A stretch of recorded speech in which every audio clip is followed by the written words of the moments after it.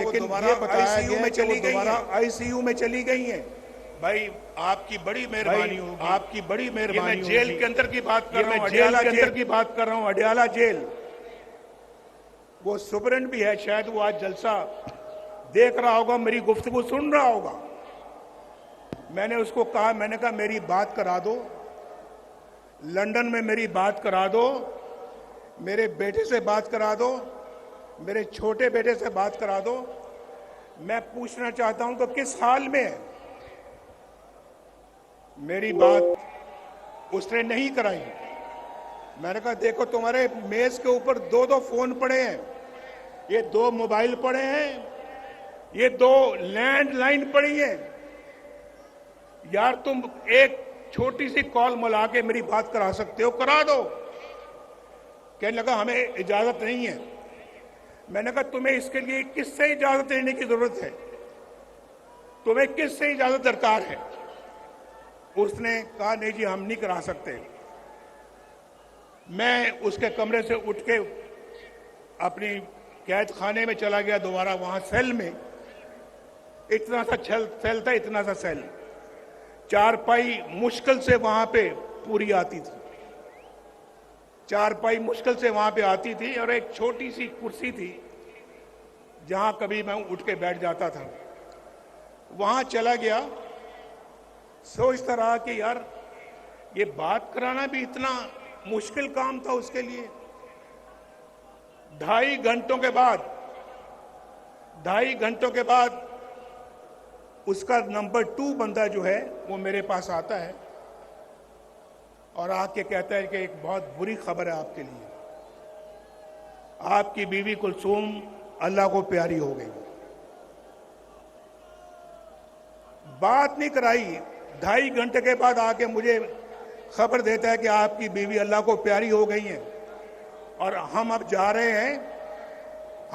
हैं मरियम की तरफ और उसको इतला करने के लिए। मैंने कहा हरगिज मत जाना उसके पास, उसको या तो मेरे पास लाओ यहां पे या मैं जाऊंगा। बैठी है, पूछ लें, ये खड़ी है यहां पे। इसका सेल कुछ फासले पे था मेरे सेल से, लेकिन हमें मिलने की इजाजत नहीं होती थी। हमारी मुलाकात एक हफ्ते में सिर्फ 1 घंटे के लिए होती थी, 1 हफ्ते में, और पास होके एक हफ्ता हम नहीं मिलते थे। तो कहने लगे, मैंने कहा मुझे साथ ले जाओ। मैं जाके इसको बताया, ये बिल्कुल बेहोश हो गई और मेरे गले लग के रोना शुरू कर दिया। भाई बेटा बैठ, बस। तो मैं ये कहना चाह रहा हूं कि इनको जाके जब बताया तो क्या गुजरी होगी इनके ऊपर, क्या सोचा होगा कि ये हमारा अपना मुल्क है। भाई अपना मुल्क है, मैं भी इसी वतन की मिट्टी से पैदा हुआ हूं, मैं भी एक सच्चा पाकिस्तानी हूं। पाकिस्तान की मोहब्बत मेरे सीने में है। मुझे याद आ रहा है अभी जो शहबाज शरीफ साहब ने बात की, उन्होंने कहा कि क्लिंटन हमें बहुत जोरदार तरीके से कह रहा था कि आपने एटमी धमाके नहीं करने, और दुनिया के बाकी लीडर भी रोज मुझे कई लीडरों के फोन आते थे कि आपने धमाका नहीं करना, हिंदुस्तान ने कर दिया लेकिन आपने नहीं करना। और फिर कहने लगे हम पाकिस्तान को $5 अरब देंगे। आपको मालूम है कि आज इमरान खान की, मैं नाम नहीं लेना चाहता, मैं नाम नहीं लेना चाहता,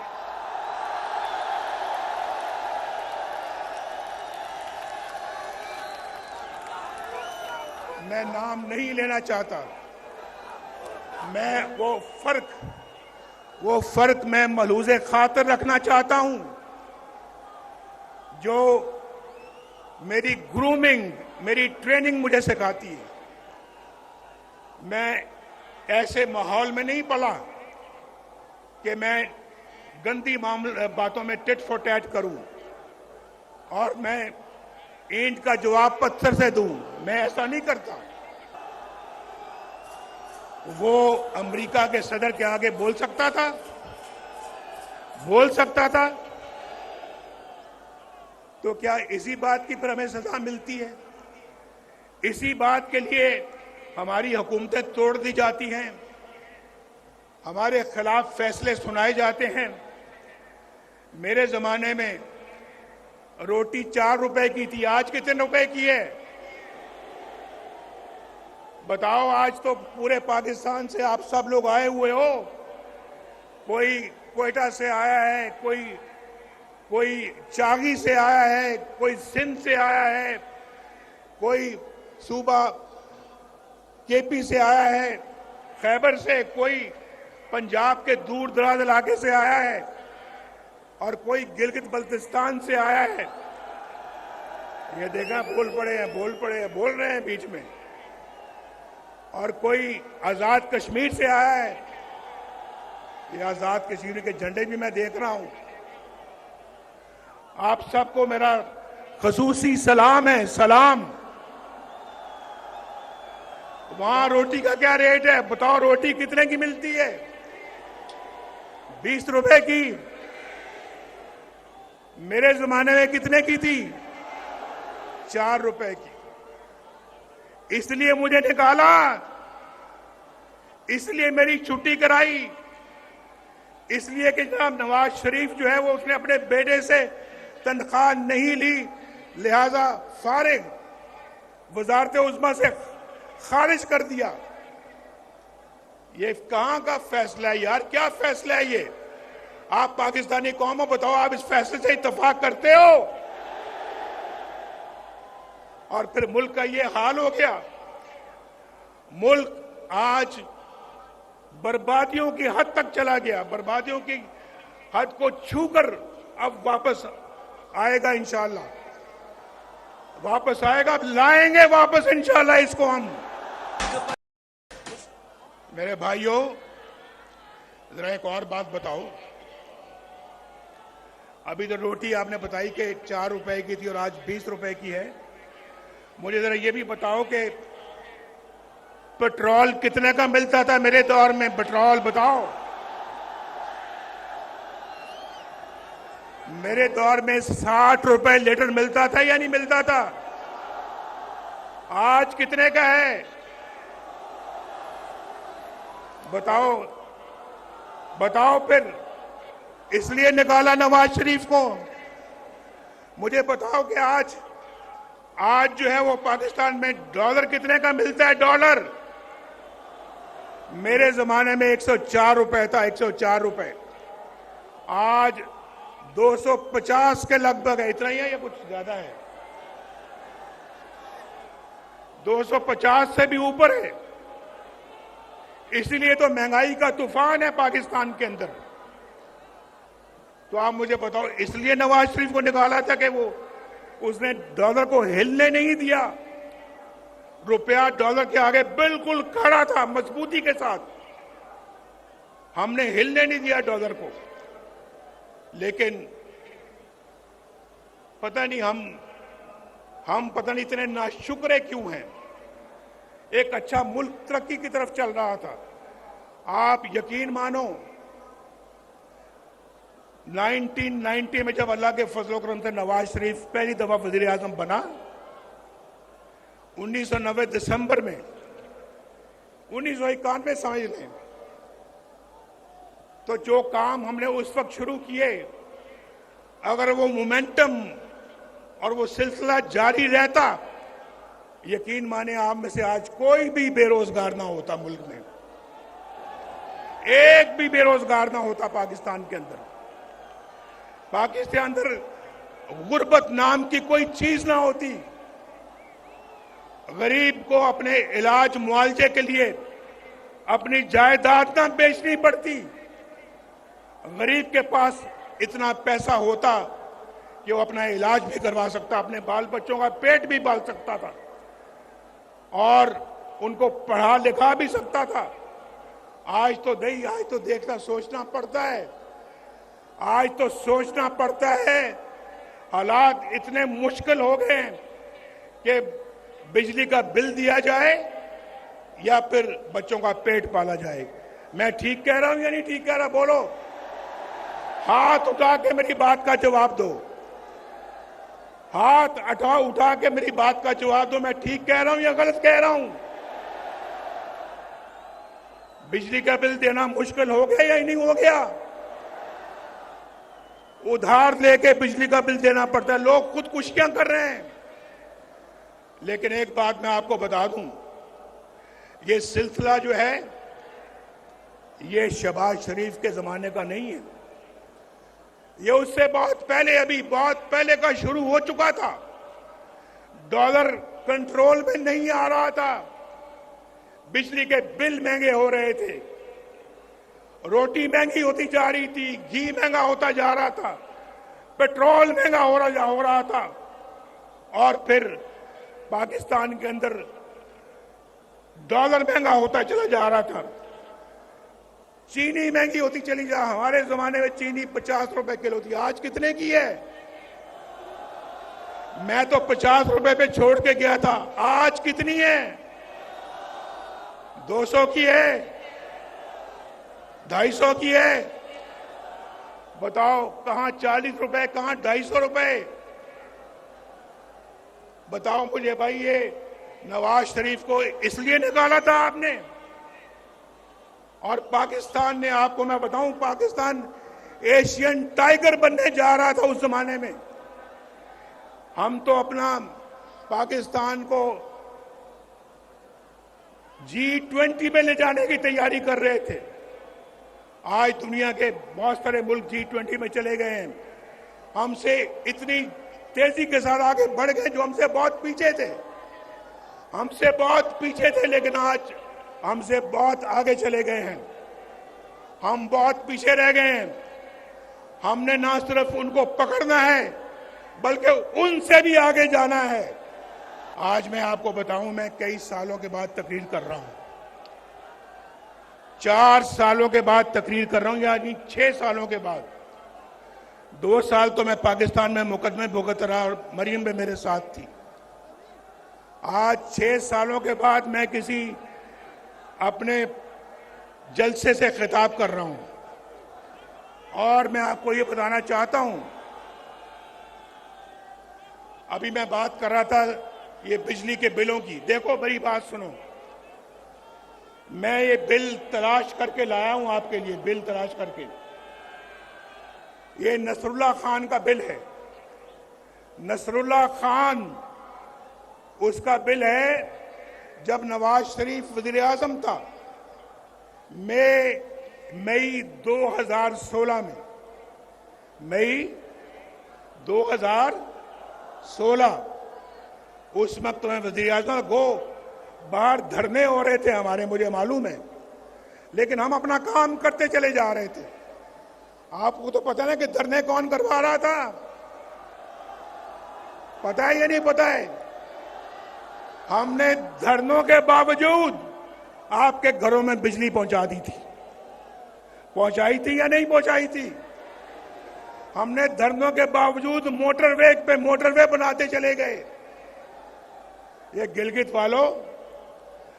वालों, आप मत भूलो कि गिलगित से स्कर्दू मोटरवे भी नवाज शरीफ ने बनाई है। 60 अरब रुपया लगाकर गिलगित से स्कर्दू मोटरवे नवाज शरीफ ने बनाई। और चित्राल वाले हैं यहां, चित्राल वालों, मेरी बात सुनो। लवारी टनल किसने बनाई थी? किसने बनाई लवारी टनल? वो भी अल्लाह के फजल करम से हमने बनाई ना। हमारा काम देखो। उसके बाद गवादर से कोयटा किसने मोटरवे बनाई? अल्हम्दुलिल्लाह हमने। पेशावर से इस्लामाबाद मोटरवे किसने बनाई? इस्लामाबाद से लाहौर मोटरवे किसने बनाई? लाहौर से मुल्तान किसने बनाई? मुल्तान से रहीम यार खान और सक्कर किसने मोटरवे बनाई? ऊंची आवाज में जवाब दो, ऊंची आवाज में। हैदराबाद से कराची मोटरवे किसने बनाई? भाई मैं उसकी तरफ आ रहा हूं। देखो, नसरुल्लाह खान 2016 में मई के महीने में इसका बिजली का बिल था 1317 रुपए, 1317 रुपए। और फिर इसी बंदे का बिल जो है वो अगस्त 2022 में उसका बिल है 15,687 रुपए। तो बिजली महंगी शहबाज शरीफ ने की थी। बिजली महंगी शहबाज शरीफ ने की। बिजली महंगी उस जमाने से चल रही है जब से आपने नवाज शरीफ को निकाला है। एक और मैं मिसाल देने लगा हूं आपको। सईद अख्तर है। सईद अख्तर कोई गरीब आदमी है। इसका मार्च 2017 जब नवाज शरीफ वज़ीर आज़म था, 2017 में इसका बिल था 760 रुपए, 760।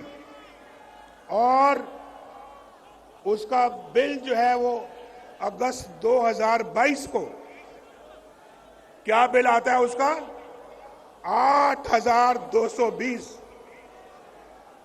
कहां 760 रुपए और कहां 8,220 रुपए। ये शहबाज शरीफ ने किया था। मैं उसकी शहबाज शरीफ की कोई तरफदारी या सफाई पेश नहीं कर रहा। मैं हकायक बयान कर रहा हूं आपको, हकायक।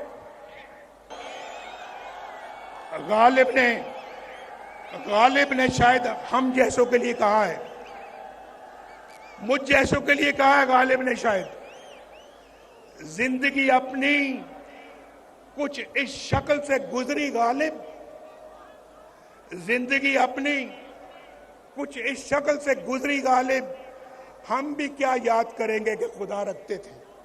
बहुत जोश और जज्बा, लेकिन चलो और नहीं तो मेरा शेर खामोशी से सुन लें।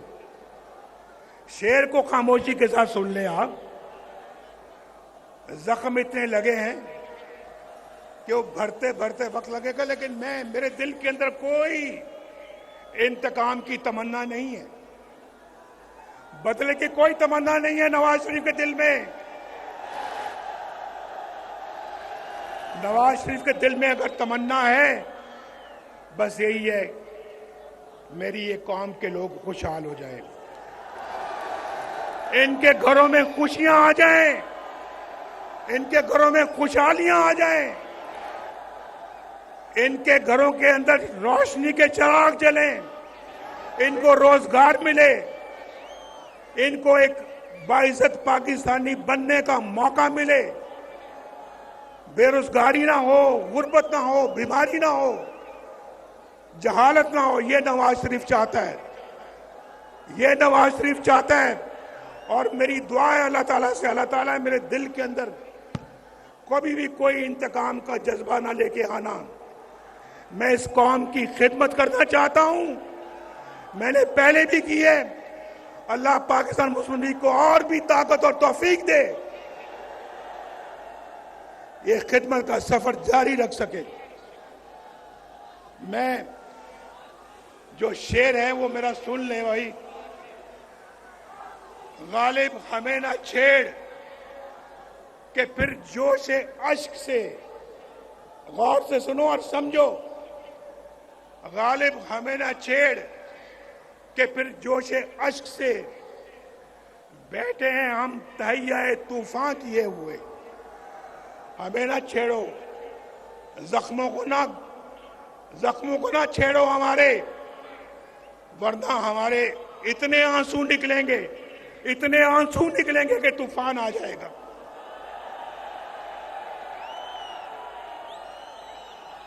क्यों नहीं आएंगे आंसू?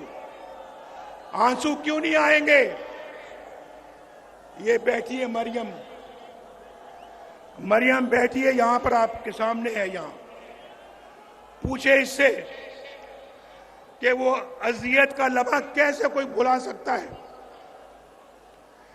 जब मरियम को अपने कैदी बाप के सामने गिरफ्तार किया जा रहा था। मैं कोट लखपत जेल में कैदी था, बंद था, और नैब वाले आकर मेरी आंखों के सामने इसको कैद करके लेके जाना चाह रहे थे। ये मेरे पास आई, मैं सामने बैठा था कि अबू जान ये मुझे अरेस्ट करना चाहते हैं, गिरफ्तार करना चाहते हैं, मैं क्या करूं? मैं क्या, एक कैदी क्या कर सकता है? अरेस्ट करना चाहते हैं तो कर लें। इसकी छोटी बेटी थी, छोटी बेटी अपनी मां की गिरफ्तारी का मंजर अपने आंसू भरी आंखों से देख रही थी, मेरे सामने बैठी हुई थी। मैं इस मिट्टी का रहने वाला हूं, मैं सन ऑफ द सॉइल हूं, ये भी डॉटर ऑफ द सॉइल है। इतना जुल्म। शहबाज शरीफ को भी जेल में बंद कर दिया, बेटों को भी जेल में बंद कर दिया। ये राणा सनाउल्लाह को बंद नहीं किया बल्कि सजाए मौत देने के चक्कर में थे। हनीफ अब्बासी को बंद नहीं किया बल्कि सजाए मौत देने के चक्कर में थे। और लोगों को, ख्वाजा साद रफीक जो अभी आपके सामने बात कर रहे थे, 2 साल जेल में बंद रखा। और फिर मुझे, आप देखें ना, मुझे छोड़े 1990 से लेकर आज तक कितने साल हो गए? जरा हिसाब आता है या हिसाब में कमजोर हो? कितने साल हो गए? 23 साल। 23 साल में 15 साल मैं या तो मुल्क से बाहर या जेल में या मुकदमे भुगतता रहा। अगर ये 23 साल मैंने पाकिस्तान को दिए होते, आज अल्लाह के फजल करम से पाकिस्तान एक जन्नत बना होता, जन्नत। हम फिर जन्नत बनाएंगे इसको इंशाअल्लाह। मैं पूछता हूं भाई, ये जो दौर गुजरा है एक हमारे मुल्क के अंदर, जो दौर हो गुजरा है, उस दौर का कोई एक कारनामा, कोई एक मंसूबा बता दो जो उस दौर ने बनाया हो, बताओ कोई। लेकिन अगर हमसे पूछते हो तो पूछो कि तामीर और तरक्की का कौन सा मंसूबा है, कौन सा काम है जो हमने नहीं किया? कौन सा काम है? हमसे पूछते हैं हमारा बयानिया क्या है। हमारा बयानिया पूछना है तो फिर ऑरेंज लाइन से पूछो जो शहबाज शरीफ ने बनाई यहां पे। कराची की ग्रीन लाइन से पूछो। हमारा बयानिया पूछना है तो मेट्रो बस से पूछो, एक शहर में नहीं कई शहरों में। पेशावर इस्लामाबाद मोटरवे से पूछो। हमारा बयानिया पूछना है तो फिर चाकी के एटमी धमाकों से पूछो। हमारा बयानिया पूछना है तो फिर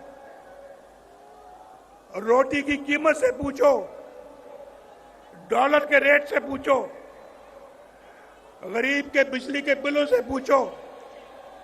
हमारा बयानिया पूछना है तो फिर इखलाकियात से पूछो। और आपको पता है कि हमारे इखलाकियात में उनके इखलाकियात में कितना फर्क था। बुजुर्गों की इज्जत से पूछो। हम वो नहीं है जो किसी की पगड़ी उछालें। ये पगड़ी उछालना उनका काम था, हमारा नहीं है। और मैं ये समझता हूं मेरे भाइयों, दोस्तों, और मेरी बहनें भी यहां पे हैं या नहीं है? बहनें कहां हैं हमारी?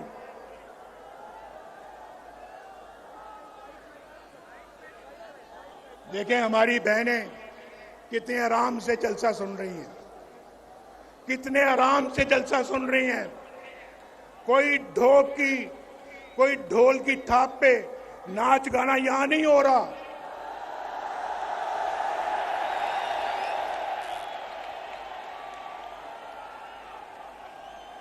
मेरी बात समझ गए आप या नहीं समझे? अगर समझे तो फिर जोरदार तरीके से जरा आवाज दो। ये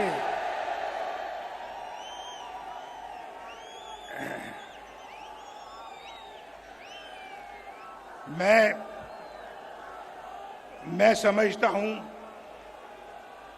कि पाकिस्तान के अवाम को जो दरपेश मसाइल हैं, क्योंकि अब कोताही की कोई गुंजाइश नहीं है, गुंजाइश नहीं है कोताही की। पाकिस्तान के अवाम को जो दरपेश मसाइल हैं, उनके असबाब पे गौर करें और आइन की रूह के मुताबिक मुत्तहिद होकर मुस्तकबिल का प्लान बनाएं। हमारे आइन पर अमल दरामद करने वाले रियासती इदारे, जमातें और रियासत के सतूनों को मिलकर काम करना होगा। मिलकर कौन मेरे साथ मिलकर काम करना होगा। आप भी दुनिया में एक मुनफरिद मकाम हासिल करना चाहते हो या नहीं? हाथ खड़ा करके बताओ। दुनिया में मकाम हासिल करना चाहते हो? फिर सबको मिलकर काम करना होगा, मिलकर। उसका वाहिद हल यही है। मैं आपको पिछले 40 साल का निचोड़ बता रहा हूं, निचोड़। इसके बगैर ये मुल्क आगे नहीं बढ़ सकता, ये मुल्क आगे नहीं बढ़ेगा। और फिर आइन पर अमल दरामद करने के लिए सबको इकट्ठा होना पड़ेगा। वो बुनियादी मर्ज दूर करना पड़ेगा जिसकी वजह से मुल्क हादसे का बार बार शिकार हो जाता है। हमें एक नए सफर के आगाज की जरूरत है। नया सफर हमने शुरू करना है। आज आप दूर दूर से आए हैं मेरे साथ, ये तय करें, आप तय करें कि हम एक नया सफर का आगाज करेंगे, पूरे जोशो खरोश के साथ करेंगे। मैं 4 साल के बाद भी देखे मेरा जोशो खरोश मेरा ठंडा नहीं पड़ा, मेरा जज्बा मान नहीं पड़ा। मेरा जज्बा आज भी उतना ही जवान है जितना आपका जवान है।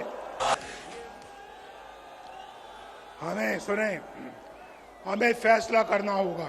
सुनो, अब मैं बहुत जरूरी बातें करने लगा हूं, बहुत जरूरी बात करने लगा हूं, तो गौर से सुनो। हमें फैसला करना होगा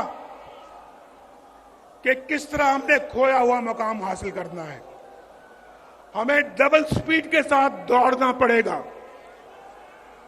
किस तरह से हमने हाथों में पकड़ा हुआ कशकोल तोड़ना होगा, हमेशा के लिए तोड़ना होगा। किस तरह से हमें अपने पांव पे खड़ा करना होगा, अपने पांव पे खड़ा होना होगा। किस तरह से अपनी कौमी गैरत और कौमी वकार को बुलंद करना होगा। किस तरह पाकिस्तान के अंदर बेरोजगारी का खात्मा करना होगा, गुर्बत का खात्मा करना होगा। किस तरह एक बावकार और फाल फॉरेन पॉलिसी बनानी होगी हमें। किस तरह अपने हमसायों के साथ और दुनिया के साथ अपने ताल्लुकात को उस्तवार करना होगा। हम अपना हमसायों के साथ लड़ाई करके दुनिया के साथ अच्छा ताल्लुक करके तरक्की नहीं कर सकते। हमें सबके साथ अच्छे ताल्लुकात कायम करना होंगे और कश्मीर के हल के लिए भी बहुत बावकार तदबीर के साथ आगे बढ़ना होगा। बड़े बावकार तरीके से आगे बढ़ना होगा, तदबीर के साथ बढ़ना होगा। अगर ईस्ट पाकिस्तान मशरकी पाकिस्तान मगरबी पाकिस्तान से अलहदा ना होता तो आज मगरबी पाकिस्तान और मशरकी पाकिस्तान के दरमियान एक इकोनॉमिक कॉरिडोर बन गया होता जिसको इंडिया भी राह देता और पाकिस्तान मिलकर बांग्लादेश के साथ, जो कि उस वक्त ईस्ट पाकिस्तान था, हम मिलकर तरक्की करते। हमने तो कहा ये कौन लोग हैं भाई मशरकी पाकिस्तान के रहने वाले, ये तो झूठ उगाते हैं, झूठ, और हमारे ऊपर बोझ है। हमने उस बोझ को उतारकर जमीन पर मारा और देख लें आज वही मशरकी पाकिस्तान तरक्की में आपसे आगे निकल गया है। आगे हम पीछे रह गए हैं, पीछे। ये हमें मंजूर नहीं है, ये मुस्लिम लीग नून को मंजूर नहीं है, ये नवाज शरीफ को मंजूर नहीं है, ये नवाज शरीफ के वोटरों को, सपोर्टरों को ये मंजूर नहीं है, ये पाकिस्तानी कौम को मंजूर नहीं है। हमने इस सूरत हाल से बाहर निकलना है और मैं समझता हूं किस तरह से अपने मामलात को हमने ठीक तरह चलाना है। मेरा दिल जख्मों से चूर जरूर है, दिल दर्द से भरा जरूर है, मगर आज मैं आपके साथ मिलकर अपने रब से दुआ कर रहा हूं। ऐ मेरे रब, मेरे दिल में रत्ती बराबर भी बदले की या इंतकाम की ख्वाहिश नहीं है। बस तू इस कौम की तकदीर बदल दे तकदीर। मुश्किल से निकालो। आपने मेरे साथ मिलकर अभी 1-2 मिनट में दुआ करनी है। आपने मेरे साथ मिलके दुआ करनी है आपने। और उम्र के इस हिस्से में मेरी आरजू है कि मैं एक बदला हुआ पाकिस्तान देखूं। मैं आज यहां आपको जगाने आया हूं। क्या करने आया हूं? अपने मुंह से कहें, क्या करने आया हूं? आपको जगाने आया हूं। आगे बढ़ो और पाकिस्तान को संभालो और आइंदा किसी को इजाजत ना देना कि आपके मुल्क के साथ ये खिलवाड़ कर सके, आपके मुल्क के साथ ये सलूक कर सके। मैंने आज बहुत जब्त से, बहुत पेशेंस से, सब्र से मैंने आज काम लिया है। मैंने कोई ऐसी बात नहीं की जो कि मैं समझता हूं कि मुझे नहीं करनी चाहिए थी। लिहाजा मैं समझता हूं कि आज आप मेरे साथ दुआ करें। एक तो अल्लाह ताला फलस्तीन की मदद करे, हम सब मिलकर फलस्तीन की मदद करें, उनको जुल्म से बचाएं। उन पे भी जो इस वक्त जुल्म का सिलसिला जो जारी है वो इंसानियत के खिलाफ जुल्म है। हम उसको हर तरीके से कंडेम करते हैं। मेरे साथ मिलके कहो, हम हर तरह से उसको रद्द करते हैं। बोलो, रद्द करते हैं। और दुनिया से अपील करते हैं कि इंसाफ से काम लो, इंसाफ से काम लो और फलस्तीन का बाइज्जत हल निकालो। उनका हक उनको वापस दिया जाए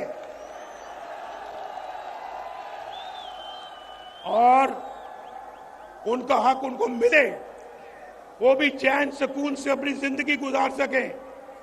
उनको हक से महरूम करना और उसका हक किसी और को दे देना, ये बहुत बुरी बात है। इसको हम कभी कबूल नहीं करेंगे। पाकिस्तान कभी कबूल नहीं करेगा, पाकिस्तान के अवाम कभी कबूल नहीं करेंगे। बोलो, मेरी इस बात के साथ इत्तेफाक करते हो? मेरे साथ मैंने आज सोचा कि मैंने कभी किसी की गाली का जवाब गाली से नहीं देना। मैं आपको भी यही कहूंगा, गाली का जवाब गाली से नहीं देना। अपने नौजवानों को यह पैगाम देना चाहता हूं कि आप मिल्लत के मुकद्दर का सितारा हैं। अपनी जिंदगियां मनफी कामों में गुजारने के लिए आप नहीं हैं। रास्ता कठिन जरूर है लेकिन नामुमकिन नहीं है। मेरे साथ मिलकर कहो, रास्ता कठिन जरूर है लेकिन अगला जुमला आइए नहीं, रास्ता कठिन जरूर है लेकिन फिर से लेकिन नामुमकिन नहीं है। दोबारा तामीरें नौ करेंगे पाकिस्तान की मेरे साथ मिलकर। बिजली के रेटों को कम करेंगे मेरे साथ मिलकर। बिजली के रेटों को मेरे साथ मिलकर कम करेंगे। डॉलर सस्ता करेंगे, महंगाई कम करेंगे, बेरोजगारी का खात्मा करेंगे, मोटरवेज बनाएंगे। फिर तो सत्य खैर है, सत्य खैर है। एजेंडा इंशाल्लाह यही होगा कि हमने ये सारे काम करने हैं, अपने अखराजात में कमी करनी है, अपने कौमी मलकियत के इदारों का इंतजाम बेहतर तरीके से करना है, बरामदात को बढ़ाना है, ज़राअत की इनकलाबी इस्लाहात करनी है और पाकिस्तान को आईटी पावर बनाना है, आईटी पावर इंशाअल्लाह। इंसाफ के निज़ाम को इस्लाहात लेके आनी है वहां पे और नौजवानों और खवातीन के लिए खसूसी इक़दाम करेंगे। शहबाज शरीफ साहब सुन रहे हैं मेरी गुफ्तगू, शहबाज शरीफ साहब सुन रहे हैं। मैं इनको भी कह रहा हूं, अपनी पार्टी के सारे लीडरान को मैं ये मैसेज दे रहा हूं और आपको भी दे रहा हूं, आपको, क्योंकि आज नवाज शरीफ ने हमेशा जो कहा है अल्लाह के फजल करम से करके दिखाया है। बोलो, इस बात का गवाह हो या नहीं हो? करके दिखाया है या नहीं करके दिखाया है? दुआ करो अल्लाह ताला, तू मुसब्बिबुल अस्बाब है, तू रब्बुल आलमीन है, तू अरहमुर राहिमीन है, तू हमारे हाल पे रहम फरमा, हमारे मुल्क को कौम को मुसीबतों से नजात अता फरमा, हमारे घरों में खुशहाली के असबाब पैदा कर, हमारे बच्चों को रोजगार अता फरमा, बाइज्जत रोजगार अता फरमा, हमें महंगाई से निजात अता फरमा, हमारे बच्चों को पढ़ने लिखने की तौफीक अता फरमा और पढ़ लिख कर अच्छे और नेक शहरी बनने की तौफीक अता फरमा। इस मुल्क के अंदर इतना पोटेंशियल है कि बाहर के लोग भी यहां आके काम करें तब भी बेरोजगारी यहां कभी पैदा नहीं होगी। रोजगार इतना हम जनरेट कर सकते हैं कि इंशाअल्लाह यहां पे किसी चीज की कोई कमी नहीं है। अल्लाह ताला तो हमारे गुनाहों को माफ फरमा, हमारे गुनाहों को माफ फरमा, हमसे जो लग़ज़ें हो गई हैं, जो गलतियां हो गई हैं, अल्लाह ताला उनको माफ फरमा।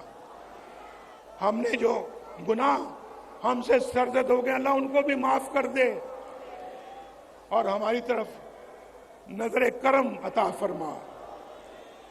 दिल से आमीन कहना भाई, दिल से कहना, दिल से।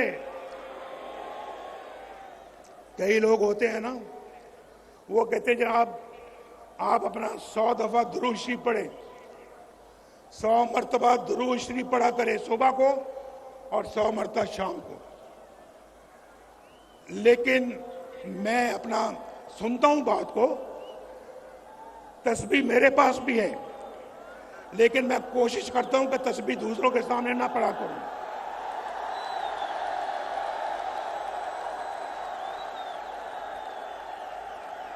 मेरे पास भी तस्बीह है, लेकिन तस्बीह मैं उस वक्त फेरता हूं जब मुझे कोई ना देख रहा हो।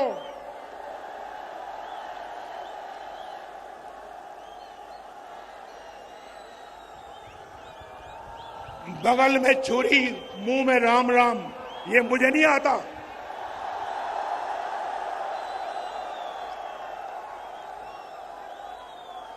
आप भी यही किया करो।